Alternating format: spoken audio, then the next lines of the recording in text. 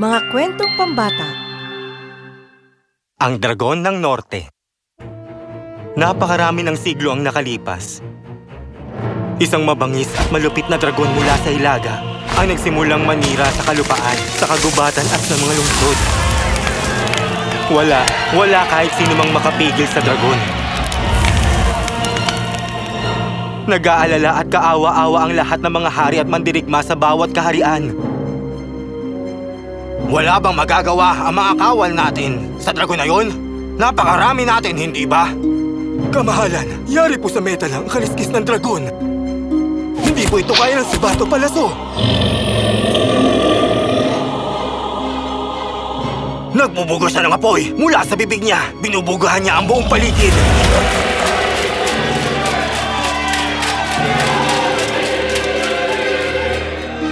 At inihigop ng mga mata niya ang enerhiya ng kalaban.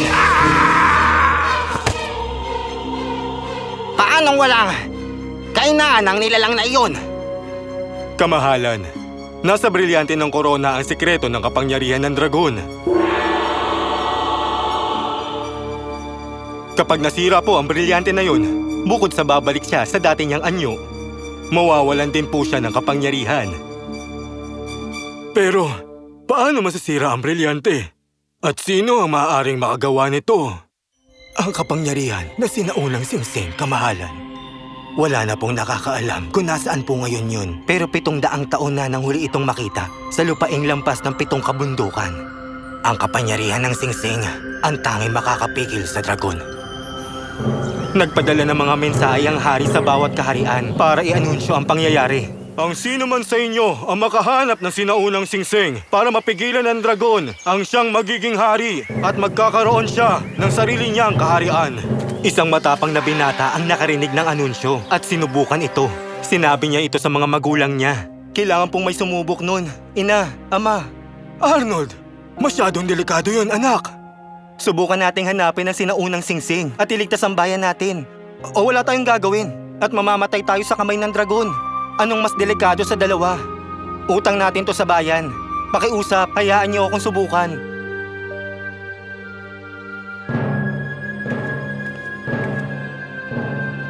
Kaya naman, pumunta si Arnold sa palasyo at sinabi sa hari na handa na siyang subukan. Handa ka na bang magbuwis ng buhay mo para sa kaharian, binata?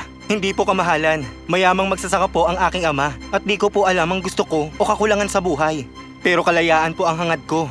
Mula sa kalupitan ng dragon para magkaroon tayong lahat ng kapayapaan at ang bayan natin. Kaya po nandito ako ngayon. Natuwa ang mga hari at ang mga hukom. Nagpaalam silang lahat kay Arnold nang may buong karangalan at paggalang. Naway magtagumpay ka, Arnold. Sumaiyo ang pagpapala at ang basbas namin. Hindi nagtagal. Umalis si Arnold sa lungsod at naglakad sa kagubatan nang makilala niya ang monghe ng korte. Arnold, isang napakatapang na bagay itong ginagawa mo. Maraming salamat po. May alam ako na pwedeng makatulong sa'yo. Hindi ko ito maituturo kahit kanino lang dahil sa takot na baka gamitin sa masasama ang kaalaman na ibabahagi ko sa'yo. Pero sa nakikita kong pagkamakabayan at katapangan mo, ikaw ang tamang tao. At tiyak na kailangan mo ito sa paghahanap mo. Ano po yun, Ginoo? Tayo mga tao, hindi natin alam ang lihim ng mundo. Pero may mga nilalang na nakakaalam nito. Sino po? At anong pong nilalang yun? Mga ibon. At ituturo ko sa iyo ang wika nila para maintindihan mo ang lahat ng sasabihin nila.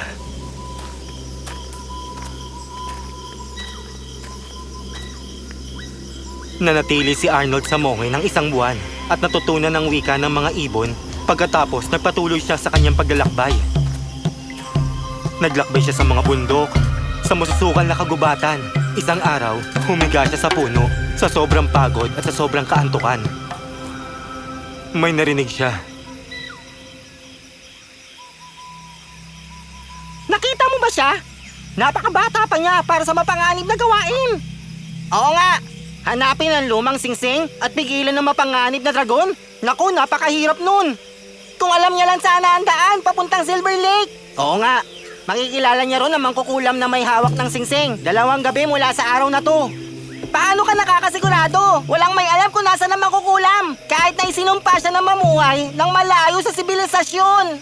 Oo, pero tuwing kabilugan ng buwan, dapat siyang pumunta sa Silver Lake. para lumublob ng 3 beses dito para manatili siyang bata habang buhay. Talaga? Ano? Hindi mo alam ang bagay na yon? Ano ka ba? Usap-usapan na yun dito. Nako! Wala kasi ako nun dito. Kaya yun. Pero pupunta ako sa ilog para makita ang mangkukulam. Sasama ka ba? Siyempre naman. Narinig ni Arnold ang mga usapan at naisip na sundan ng 2 ibon na papunta sa mangkukulam.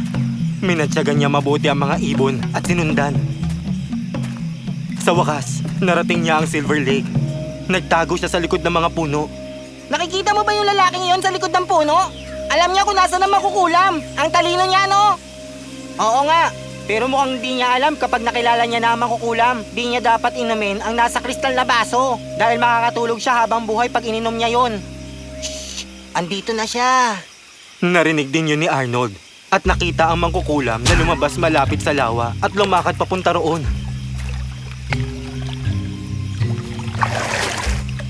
Nilapag ni Arnold ang kanyang sombrero sa ilalim ng puno.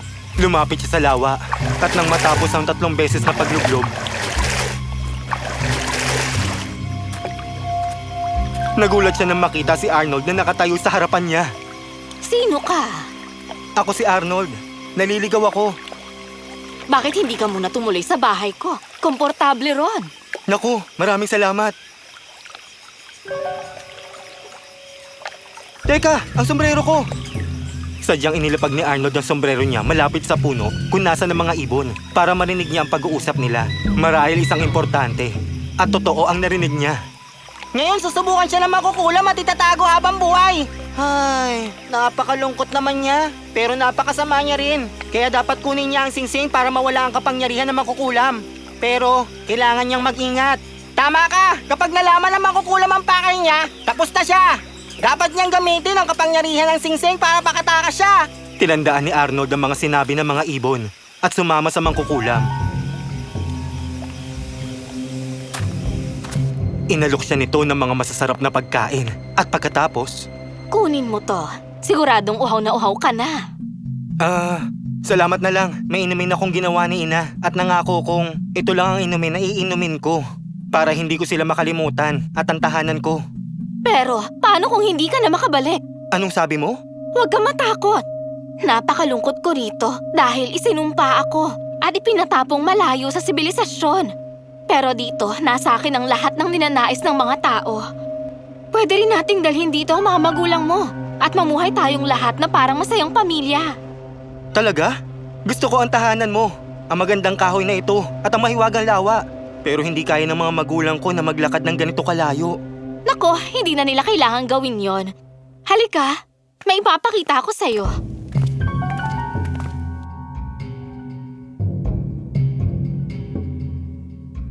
Isa itong sinaunang singsing, ang pinakamakapangyarihang bagay sa mundo. Madadala natin dito ang mga magulang mo sa tulong nito. Sobrang natuwa si Arnold nang makita ang singsing. Pero naalala niya ang sinabi ng mga ibon at hindi niya ipinapahalata ang mga nalalaman niya rito. Paano niyan madadala mga magulang ko rito?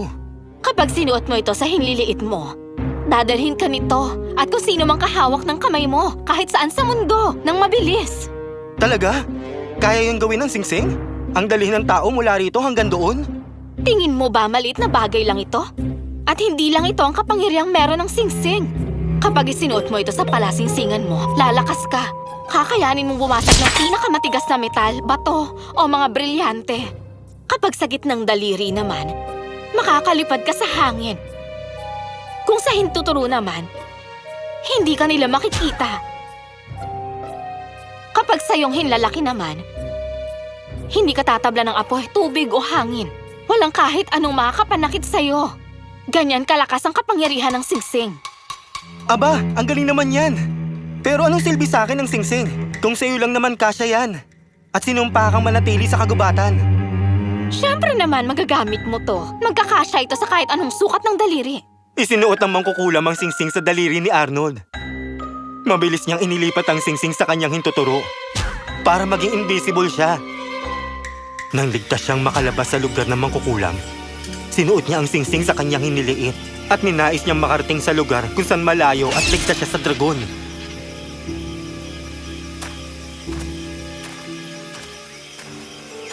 Itinago niya ang sarili niya.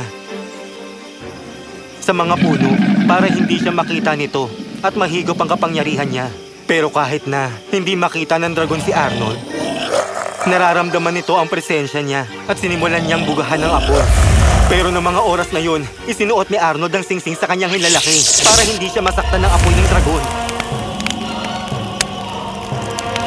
Patuloy ang dragon sa pagbuga ng apoy kay Arnold ng 7 gabi at 7 araw. Hanggang sa tuluyan na itong napagod at hindi na makabuga ng apoy. Isinuot niya ang singsing sa panggitnang daliri niya at lumipad sa ibabaw ng ulo ng dragon. Tapos, isinuot niya ang singsing sa palasingsingan niya. Pinatama niya ito sa brilyanteng nasa korona ng dragon. Nagkadurog-durog ito. At biglang naging isang munting nilalang, ang mabangis at nakakatakot na halimaw.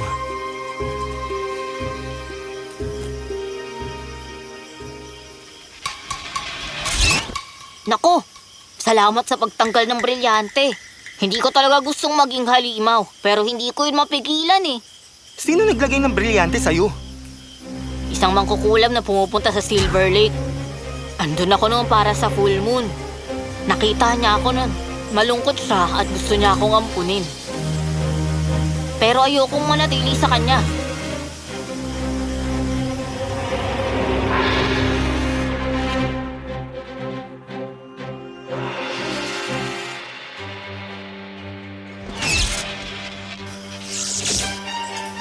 Kaya nilagyan niya ako ng brilyante sa ulo at sinumpa niya akong mamuhay bilang isang halimaw.